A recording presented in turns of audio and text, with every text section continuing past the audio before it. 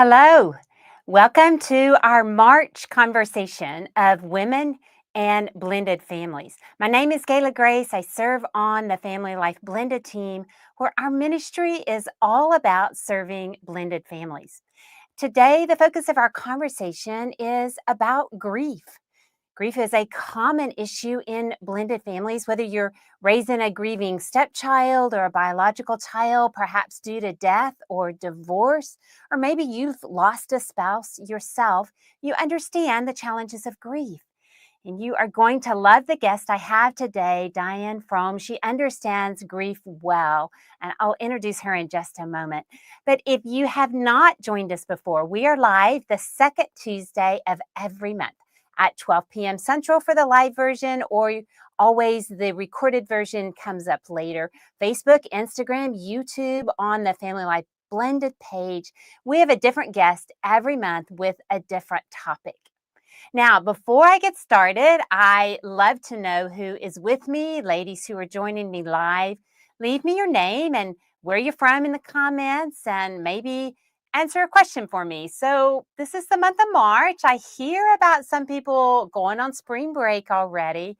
I wonder, do you have something fun planned for spring break? Because I don't. And I want to hear from some of you who do. That would be fun for me. Or maybe you're doing a staycation. You know what that is, where you stay home and you have the kids there with you and you try to plan fun things around the house. Sometimes that's a little harder.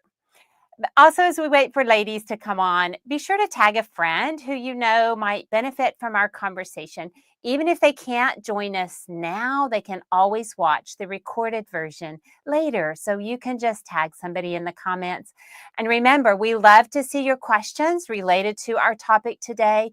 We'll answer as many of those as we can live, but also we'll answer later in the comments as well.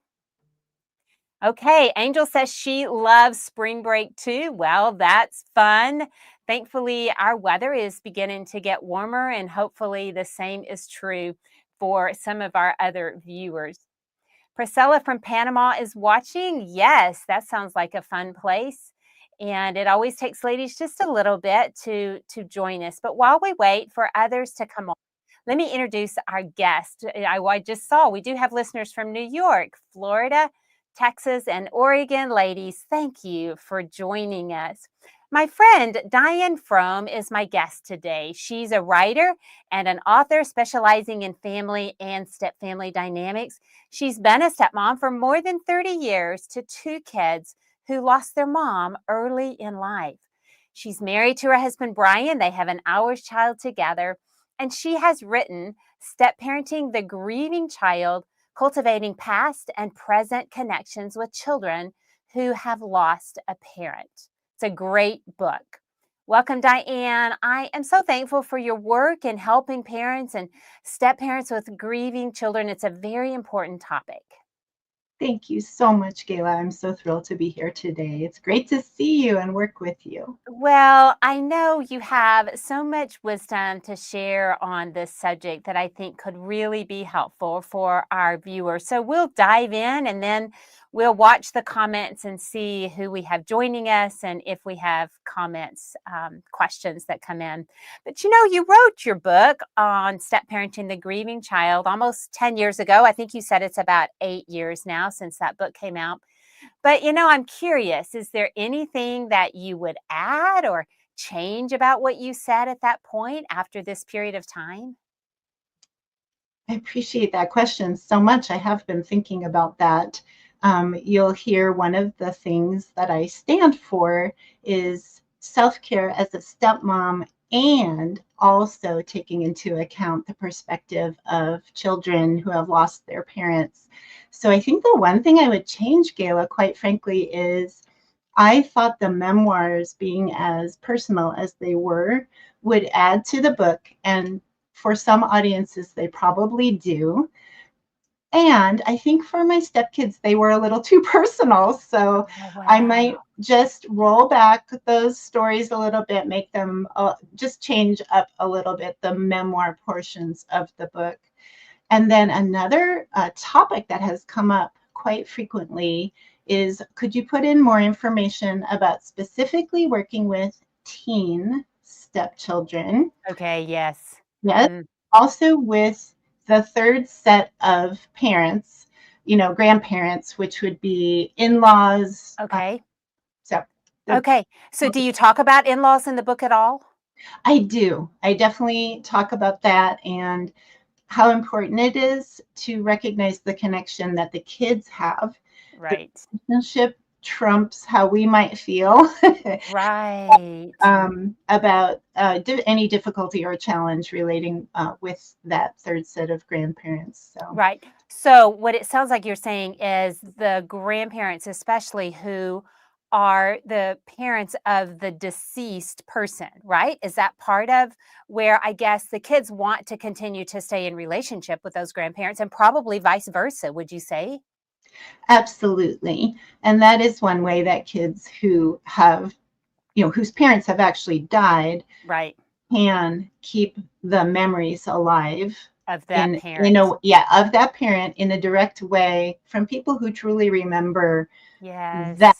person growing up and can tell all those fun stories. Yeah, that's a really good point because obviously you're not going to have any memories of that person. I mean, your husband Brian would, but Yes. um, a very different situation. Well, let's talk about your family a little bit. So, how old were you when you married? How old were your stepchildren? Not how old you are. how, I mean, you can tell me that, but that's I not the could tell you. question. How um, old were your stepchildren when we married, and how long had you known them? so when Brian and I got married, they were 6 and almost 8. Okay. And then we had known each other for probably about 18 months. And we had met, several times over the course of that time. Okay, and did you have expectations of how these relationships would play out? Did they look differently once you married as opposed to when y'all were dating? Yes, the marriage is a significant life event for everyone and definitely changes the feel of things. Yes. So I would say I'm very much an optimist, and I have always enjoyed children. I was a camp counselor, I mean, I just always enjoyed being with kids, and I thought that my optimism would carry forth and make everything okay, a little bit of the Yes. rose-colored glasses, right? Yes. So when we got married, I think on the actual day, we had made a point to involve both of the kids in the wedding. Right. And I think it just really hit them. And there were some things going on behind the scenes that my lovely maid of honor and best friend of all time was able Oh. to handle and work with them. But I do think if you're on the call today and you have not yet married your partner, do know that that event is worth talking about in your Hmm. family meetings beforehand. Right. And tell me about the way you involved them in the wedding and your perspective on that. Yeah, no, that was wonderful. So they were my stepson was the ring bearer, and my stepdaughter walked in with Brian. So Oh. it was really lovely. We had such a nice venue where we had the wedding outdoors on a patio, and then we moved inside for the reception. And then they each had a dance opportunity with each of us at Oh, the okay. reception. Okay. And do you think that even depending on the ages, would you ask the kids, like let's say that they're teenagers, would you want to consult them and their opinions maybe about how to be involved in the wedding? Yes, I think because our kids were 6 and almost 8, we did consult them, but they were very willing to participate. And I think, after about age 12, at least, Mhm. you would want to involve them and long before the event happens and hear their voices. And it would Right. also give them time to think about it and maybe even change their mind as the Exactly. event approaches. And I think that we have to not get our feelings hurt if they choose to not participate or they make a decision that surprises us because I mean, I think that can happen. Yes. Oh, Gayla, that's just such a theme, isn't it? Yes. Oh my Right. goodness. We could talk about that for the whole time. Right. But yeah, that's why I said at the beginning, I think our self-care is so important. And Mhm. sometimes it does have to happen outside of our family structure Right. with friends, with our ministers, with our loved ones, and so forth, with our other communities. Right. And in the beginning, did you see how grief was impacting your family? I mean, obviously, these kids have had a huge loss. So, did you recognize the role that grief was playing? My personal journey was that no, I had not had a lot of exposure to grief in my Mhm. own family of origin, and Mhm. I'm blessed for that. So I did not transfer well at first, but then I started studying grief, and Oh, that was the journey that led me to do research and say, hey, where's the book that says how to parent after kids have lost a parent? right. And you Yeah, couldn't no, find it, right? You couldn't find I that book. I could not find that book, and believe me, I looked. So, So then you decided to write it yourself. I love yeah, that. yeah. Well, so, okay, talk to me a little bit about how you saw it begin to play out then as you started to study it and relate it to the kids. What were you seeing? I could tell by some things I would say in the community of others. Um, for example, the question of would they call me mom? Okay. I could tell by their reactions that something was not quite right when I just flippantly would say, I don't see why they can't call me mom.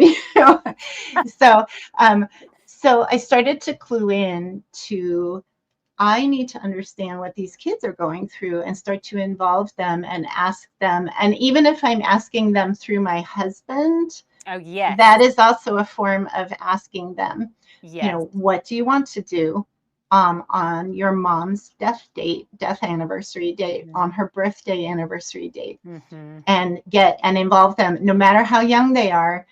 This is a case where we do want them to feed in and weigh in and hear their voices in the room.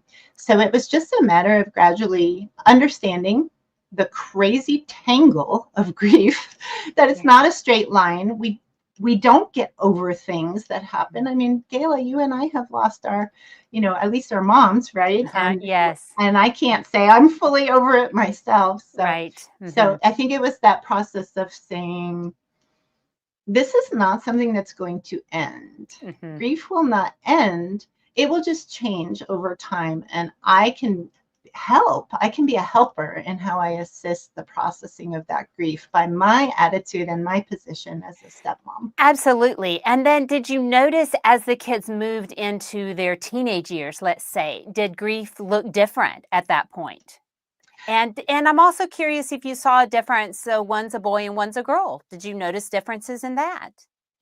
Sure, those are both great questions. So the teen years are, such a huge period of self-expression Mhm. and detaching from parent figures and individualizing anyway, that I Right. do want to stress this is a period that can feel so tough Mhm. personally as a stepmom.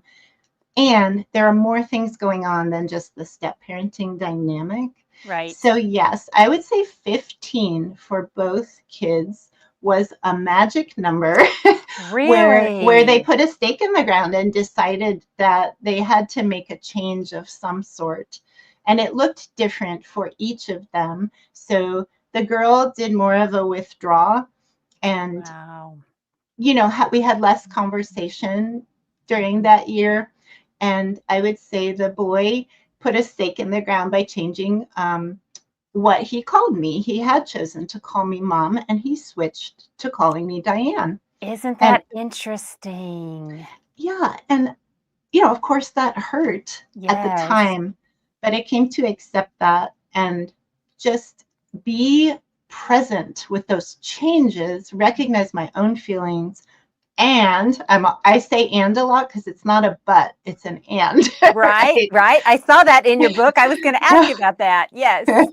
No, I mean, we have to take care of ourselves and recognize that these kids, grief is going to look different to them at every stage and phase of Mhm. life. Mhm. Yeah. And I think that as a stepmom, it must have been so hard when he was calling you mom and then he decided not to. I think it's common then that we might feel like we're doing something wrong. I mean, did that cross your mind or were you able to see this was just part of his grieving process? I saw both, to be honest. Okay, yeah, I always am someone who I'm evaluating my own behavior, which is right. a good thing. Of course, it can be to a fault, so let's not do that, ladies, because it's just Right. beating ourselves up. Yes. But it did cross my mind, and because the sister was older and I had been through something like this before, I wasn't ready for it and I was ready for it. Yes. So Okay. I figured out right away that this was part of the grieving Yeah. process. I just think that is so important to talk to our viewers about and help them see. I mean, this may happen, it may not in their home, but it can happen. And to just be prepared and with the self-care and the ways that you're talking about. So we've had a question come in, and I want to say Wendy from Costa Rica is viewing. Yes, welcome. Now, I had a question that says it's now 19 years after marrying my husband, who lost his first wife. Now that we have grandkids, my husband often expresses how difficult it is not having Lisa here to experience the grandchildren with them. How do I respond to that? I'm very involved with all of our grandkids. Hmm, that is such a great question. This would be a perfect example of what we said, that grief doesn't go away. It just Right. changes as we change over time. So having grandkids is another significant milestone. And Gayla, you and I have grandkids, and we Yes, know that. yes. So it can be very much a joyful thing. Right. And what I would recommend, Wendy, is to have a really heartfelt conversation with your husband and tell him that you recognize that this is part of his grief process with his first wife, Yes. and talk that out. And I bet anything he will so appreciate that you even say that to him. And I believe that you will be able to chat and converse enough to process that with him, and figure out a place for everyone in that home, because Mhm. somebody who has died is still present in the home and kind of Mhm. comes and goes as grief rolls. So Mhm. That is such good advice, Diane, because I think that sometimes our husbands don't recognize what they're saying and the impact that that can have on us when we're doing the best we can in this role. And then when a comment comes out like that, it's like, well, do you not see what I'm doing? Do you not appreciate what I'm doing? I And know you're like, how long have I been in this family? right. Right. Mhm. And so for us to be the ones who have to in a gentle way just say I understand that, you're acknowledging his feelings, but then you're also wanting to just say I love these grandkids and I'm doing all I know to do for them also. Yeah. Another Well, yeah, go ahead. oh, I just wanted to jump in and say thank you for reiterating that it's the and again. It's Mhm. recognizing his feelings and also asking, how do we go from here? Right. Because I'm the person who can support these relationships now. Yes, such a good point. Another question is how do we know when we need outside help for kids that are grieving? Mm. I think this is a common thing to consider. And there are times we need outside help, wouldn't you say? Yes, I think the hardest part is to determine when that's appropriate. Hmm. However, I feel that talking to a third party as one possible strategy is always a good idea if the kids are willing. And Hmm. it could be in combination with a natural parent that's still surviving, for example, or the Right, parent who's primary in the relationship, whatever that looks like. Uh, right. or it could be solo, where the kid has a chance to express feelings that maybe they don't feel like they can express in front of someone. Yes. So I myself am not a psychologist or a counselor, and so I would be hesitant to try to rattle off specific situations. But Yeah. I do think suggesting an evaluation with a counselor at any time Mhm. could be so helpful. Yeah, I don't think there are specific, like, we can't sit here and say this is black and white of when you would take a child. But I think that as we pray for our kids and we pray about our blended dynamics and what's going on in our home, I think that the Lord will show us and nudge our heart if it Mhm. seems like there's patterns that are just kind of repeating themselves and things that aren't getting resolved. We see behavior that we're concerned about with our stepchild. I think all of those things could be triggers for us to think, I might need to get this child some help. And then also, if we suggest it to our child and they're not interested, I think that it's helpful for us to go ourselves. And especially if we're not comfortable with what's happening with the grieving, the way that grief is showing up in our home and how it's playing out, we might need some help ourselves to figure out, how do we relate to this child? What do we do when this behavior comes out? All of that. I'm an advocate of counseling for myself, even if I can't get other members in my family to go. M- Myself as well. I have seen several really, really nice and good therapists Yes. about being in Yes, a now step family. yes, I will say, make sure they understand step family dynamics, because that can make a huge difference, and we need to ask those questions up front when we are seeking out a counselor, because that can really make a difference. Diane, I want to talk. It might seem kind of early to be talking about this. This is March. Mother's Day is in May, but this is a unique topic when a child has lost their mom. So I want to go ahead and talk about it now. And I want to get your input on, how in the world do you navigate Mother's Day in a situation like this? Oh, Mother's Day is truly, in my opinion, the most complicated holiday for stepmoms, Oh, whether your kid has lost a parent or you're in a divorce I situation. agree. Very tough. Yep. There's just because there's two moms, Right. right? Right. So what do you do about that? Hmm. And I also want to recognize, viewing the emotions of the kids, especially younger kids. Schools will just move forward and have the kids be making cards and Yes. crafts, right? For Mother's Day. Yes. Now, who are they making that for? Well, they're most likely making it for us. Mm, Do they feel happy about that? Or are they in the back of their minds kind of stewing, going, well, I really am thinking about my birth mom, exactly. Of right? course. Yes, yes. So Mhm. so there's that going on. Although I do think the schools are getting better at recognizing that there's so many different forms of families. Right.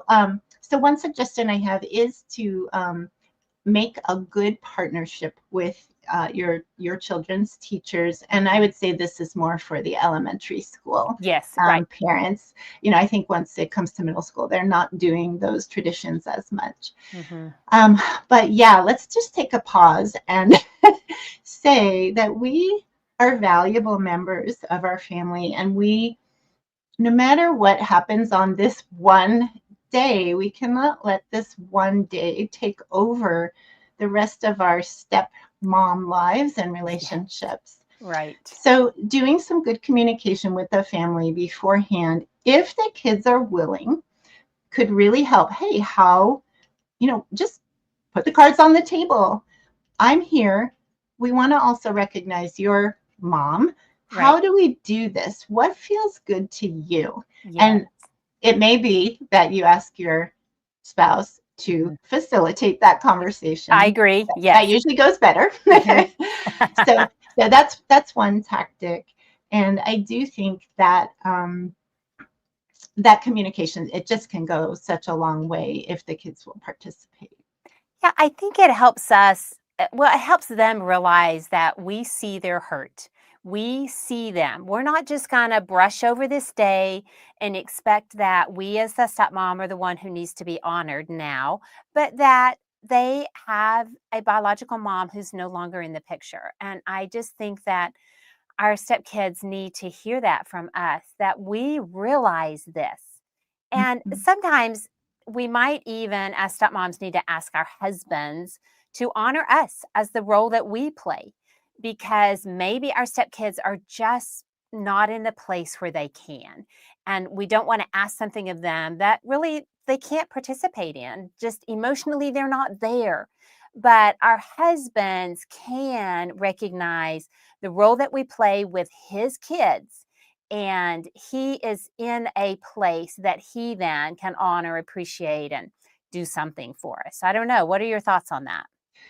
Yes, I feel like the spouse, the natural parent, has to be the oak tree, the Yes, solid constant, and right. sometimes that does mean the mouthpiece as Yes. well. Yes. Yes, and so we have some options too. So 1 week after Mother's Day, That's it right. is officially Stepmom's Day. Yes, that's So right. that is an opportunity, an option for Mhm. everyone to talk about. And I like that option as well if the kids are feeling emotionally compromised about Mother's Day. And Right. the other thing that I'm going to just say right out, the way I came to peace with Mother's Day ultimately was to plan something joyful to celebrate myself. And usually that meant beginning planting in our garden. And then I Oh, could invite my family to join me, and we could be together on that day. But whatever brings you peace on that day, it doesn't have to be immersed in the family for those whole 24 hours, right. right? Yeah. Yeah, Yeah, because the truth is, there could be some ebb and flow on that day. There could be some right. moments when the kids are really feeling sad. But then maybe if they see you doing something, I think it always helps for people to get outside, especially if the sun is shining, and just do something that helps them look at life through something besides just the lens of the feelings that they have that day.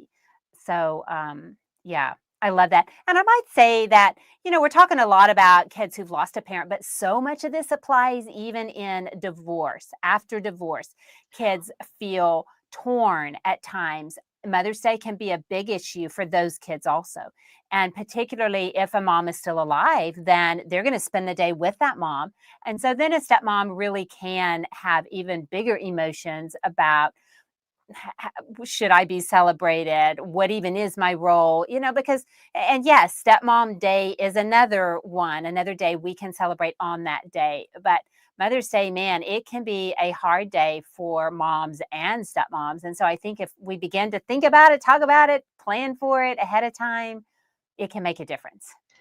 And one more thing I want to add. Let's recognize that this is also a Hallmark day, if you will, if I can genericize it. This is a holiday that is also really hyped up by the media, Yes, and it is. that makes it all the more difficult Right. for us. So sometimes shutting off that social media as we, Yes. unless Mhm. you're using it to seek assistance and advice, sometimes that can help. There's no joy in comparison. Mhm. So I agree with that. There have been times I have chosen not to look at social media on a particular day because I knew that it would just increase my grief about what I have going on. Yeah, that's good advice. Yeah.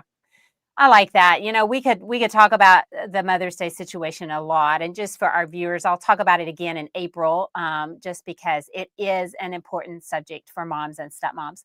But Diane, I want to hear about. I've heard you talk about when you were in counseling and a therapist was talking to you about how long you and Brian have been together, and you said it was 5 years, and he said, "Well, you're still in the relationship building years." And I kind of think that caught you off guard. I would love to hear your thoughts on that. absolutely.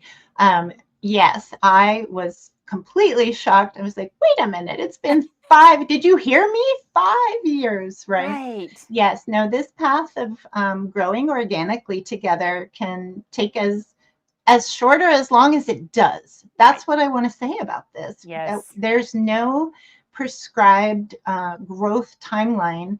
And when we think of what is success in a step family, I would really like to encourage us not to put a timeline on that success. Right. It's more about how are we growing together? It's how are we communicating? What do we look forward to together? It is not about, oh my gosh, it's been 7 years. What do I do? I can't believe it. You know? I should be in a different place. This relationship should be better. Yes. There's Right. so much ebb and flow as we Mm-hmm. grow as people, and we're dealing with children. Right. Children's development patterns, oh my gosh, right? 3 Yes. months later, something could be so different in a Right. child's view of the world. Right. So, And you know what? I think about the book, The Wicked Stepmom, that Kathy Lipp and Carol Bowley have written, and they talk about the success of a step parent does not depend on whether that stepchild accepts you. That's not the standard that we use to determine if we have successful relationships. It's more for a step parent. Success comes when we know that we're doing the role God has called us to do, and we are being the step parent that, as we follow God's word and practice love and grace and all those things, then that is what is making us a successful step parent. It is not dependent upon this relationship looks a certain way. I just think that's encouraging for step parents to hear. I love the book of Proverbs because it is Yeah. just full of inspirations and motivations and reassurances. Yes. Trust in the Lord with all your heart. Kind words are like honey, right? Just Right. Proverbs is so sweet. So It I is. often turn to Proverbs Yeah. during. Proverbs is a great one. I agree with you on that. Yeah. I've also heard you say to step parents, be prepared for rejection. Let's talk Mhm. about that. Oh dear. Be prepared for rejection. Why do you say that? And how do we prepare ourselves for it? And let me say one more thing to our viewers. We do still have a little bit of time if you want to ask a question, but do it fast so that we can answer any questions you might have that come in. All right, rejection. Yes, looking forward to your questions, especially about rejection.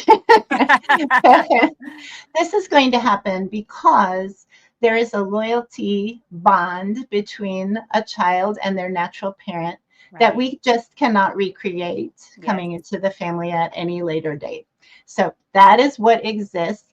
And I think being able to step back, and I hate to keep using the word prepare, but I do think that thinking ahead and preparing for the rejection, Mm-hmm. then when it comes, it's not such a surprise. Just assume it is going to happen at some form and phase of your relationship with your stepkids, Right.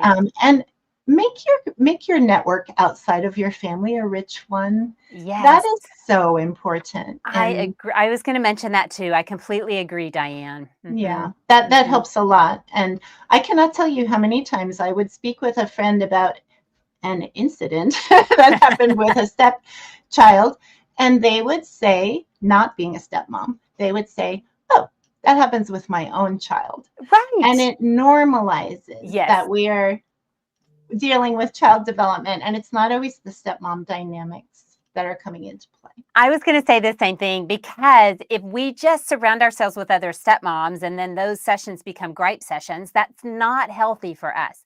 And it helps to have also biological moms because the truth is, especially during those teenage years, sometimes teenagers just act like teenagers, whether they are stepchildren or biological children, they're just difficult. And Yeah. we sometimes just need that perspective of somebody that is in a first family to say, gosh, you know what? That's what's going on in my home. So I'm just not sure that's a step parent. It might be. And yes, we still do sometimes need somebody to acknowledge our feelings that, Yes. yeah, that's a hard dynamic, Diane. I'm sorry you're having to walk through that. But just also to have them point us back to how it might play out differently, even in a first family. So yeah, I like your advice there. Okay, here's a question. What are some signs that kids of elementary age might be struggling with grief? So this would be one you're certainly familiar with. What are some signs? Yes. So definitely look on the weekends when they're not involved with routine. Okay. And that's when you might see signs and behaviors. We had one child who internalized, and I could tell that child was grieving when she would drape herself over the arm of a chair on the weekend and just kind of wait for some kind of acknowledgement or stimulation, but she wouldn't necessarily speak what was on her mind. Okay. And then another child might be more physical or lash out more, feel Yes. more angry. Mhm. And you would wear, some kids wear that on the outside. Mhm. But I would definitely look on those moments of non-routine, because when we're busy, we're not necessarily expressing our feelings. That is a great point. So it's more likely that it's gonna happen during downtime on weekends or Weekends, vacations, okay. yes, Mhm. rest Mhm. days, Mhm. exactly. And I would say if they're old enough and you can begin to talk to them and just say, I notice it looks like you might feel sad today. Are you missing your mom? Maybe we can be the ones who ask that question. It doesn't mean that they want to talk about it, they may not. Hmm. But And it at least helps them know that we see them and we are a safe person if they want to come back and talk to us later, right? oh, Gayla, I love that you said that. We Mhm. see them. Mhm. That is so important. If they can start to feel that, then we will build that trust with them over time. Absolutely. Yeah. Yeah. And the other thing I want to say is girls are more likely to really have an allegiance to their mom.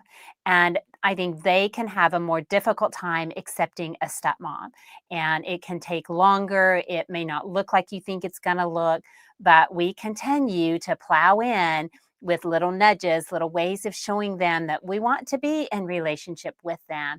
And I do think that they can come around. But I've seen that. I know that research even speaks of that some because of that strong biological connection between girls and their moms. It can make the stepmom relationship harder.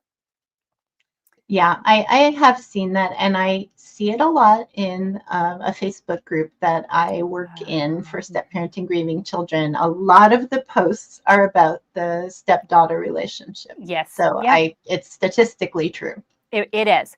It can be a tough one, but I will say as those daughters get older, stepdaughters, that sometimes when they mature and they begin to see life through a different lens, they can see what the stepmom has done for them and they can begin to, decide that they want to let that person in a little bit more. So even though it may not seem like it when they're in our home, and especially those teenage years, it doesn't mean that they're not seeing what we're doing. They just can't express it or they don't want to, and we might see the fruit of that later. That's what I've seen in my own family. I always say every day is a new chance to begin again. Oh, Every yes. single day. It Yes. really is. And whether your stepkids are adults or they're young, they are going to be going through phases, but there is always the hope and the trust in the Lord that these Absolutely. relationships will blossom, even Right. in small gem like ways. Yes. Yes. They Mhm. can be small ways Mhm. sometimes. What is the verse in Lamentations about? Just it's new every morning, the freshness that we can gain from the Lord and Mm. know that we can go back to that every day. You also say anyone who supports grieving children should gain a more relaxed mindset. Tell me what you mean by that, a more relaxed mindset. So when we hold the tension around worrying and wondering how these relationships are going to turn out, it truly is something we can't control anyway. Right. So I did find that when I had studied grief a little bit and gotten some help, I was able to relax a little bit more and see the relationships as evolving and Mhm. not put that pressure on myself for markers of success. Right. And then I was able to speak the words that I wanted to speak, to see them, right? To say those Yes. things like, wow, you look sad today, rather than being so tense myself that I couldn't even think of that. Mhm. Mhm. Yeah, it just helps us, when we are more relaxed, I think we're able to, be in a better place, and then that allows us to offer grace easier, to maybe we'll have little loving acts of kindness if we Yes. can just accept ourselves too and the situation like it is. Well, I'm curious, is there anything else you would add to help our viewers who are navigating grief right now? Is there anything we haven't talked about? Um, we've talked about so many key points. I also love to suggest to continue to reframe yourself in a larger identity picture, right? Yes. Not just who you are as a stepmom, who you are as a person, who you are in your other communities, who you are in your walk with the Lord. I mean, these things are such big parts of us, and a lot of times we're boiling down our identities to strictly what's going on in our world as stepmoms. So that would probably be the last thing that I would offer, is to continue to work on that and think about that. Yes, and I could not agree more. I think it helps us to have interests outside of our home, perhaps to work, perhaps to be involved in community work, just have other identities besides just who we are inside the family. And then, of course, our walk with the Lord and our identity in Christ and what that offers us, because that can give us such assurance on days that are hard. Oh, yes. Thank you for joining us, Diane. Can you tell us where our viewers can find you and talk about that Facebook page that you mentioned? So I'll start with the Facebook page, and I know we're not all on Facebook, but you can request membership to Step Parenting the Grieving Child, which is the exact title of the book that I have written. And just remember to answer the membership question, which tells us why you want to become part of this community. And then in terms of other resources and ways to purchase the book, I would go to dianefromme.com. So you can see my name here on the screen. So just simply dianefromme.com. And there'll be a number of ways. If for any reason you're not thrilled with Amazon right now, we also have the Barnes and Noble option. So, Good to remind throw ourselves. that in. Yeah. Any Yes. questions about that? Anything that we could answer about that? Yeah. That sounds great. I know that your Facebook page is an active page also, and so thankful for your willingness and your work around that page, because it takes a lot of time and energy in trying to help ladies as they're navigating this. So thank you, Diane. So thankful to have you on today. Thank you, Gayla. Such a pleasure to work with you and see you. Ladies, make plans to join us next month for my conversation with Rachel Wojo on April the 8th. Rachel is an author and a speaker. She's walked through some very hard dynamics in her blended family. She has a lot of great wisdom to share with us. And also, if you have not registered yet for Blended and Blessed, it's time to do so. Blended and Blessed is a one-day live event and live stream where we unpack strategies that are crucial to building unity in your step family. We'll be live in Franklin, Tennessee on April the 5th, but you can view the live stream from wherever you live. This year, Ron and Andia will be presenting key themes from their new book, The Mindful Marriage, along with other great speakers. It's always an encouraging and empowering event for step couples. So make plans now to join us. Go to blendedandblessed.com and you'll find all the details. Now be sure that you're following Family Life Blended on Facebook, Instagram, or YouTube. Have your notifications turned on so that you're notified when we go live. I love having you join me live every month for our conversation. God bless you, ladies. Thank you for joining us today. And if you're struggling with grief in your home, I pray this conversation was encouraging for you.